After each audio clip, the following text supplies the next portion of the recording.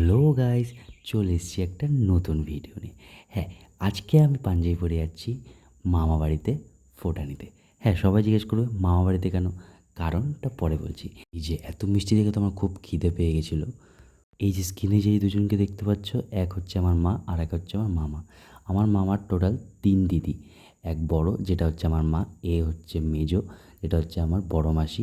আর এক সত্যি বলতে বাঙালি কিছু কিছু রিচুয়ালস এত সুন্দর লাগে। এই যে এটি হচ্ছে আমার ছোটো মাসি, যিনি একজন সোশ্যাল মিডিয়া ইনফ্লুয়েন্সার, যার জন্য ফটো তোলা হচ্ছিল। তখন তারপর আমি ভাইকে জিজ্ঞেস করলাম, কি রে তোর ভালো লাগছে? বলছে না, ডাইরেক্ট বলে দিয়েছেন আমার ভালো লাগছে না। তারপর শুরু হলো আমাদের ভাইফোঁটা। এটি হচ্ছে আমার বোন আর আমার ছোট ভাই, একদম ছোটো। এটা হচ্ছে আমার মামার ছেলে। যে এটা হচ্ছে আমি আর আমার বোন। আমার বোন বলতে আমার ছোটো মাসির মেয়ে।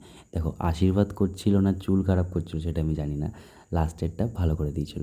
এই যে তারপর ফোটার যে মেন, বাঁ হাতের কিনো আঙুল দিয়ে টিপ দিতে হয়। এবার এটা কী করে টিপটা দিয়েছিল আমি জানি না। তারপর মিষ্টি খাওয়ানো থেকে শুরু করে আরও অনেক রিচুয়ালস। তারপর আমি একটু দই খাইছিলাম, যেহেতু আবার এই নিয়ে আবার মিষ্টি খায় না, দই খেতে ভালোবাসে।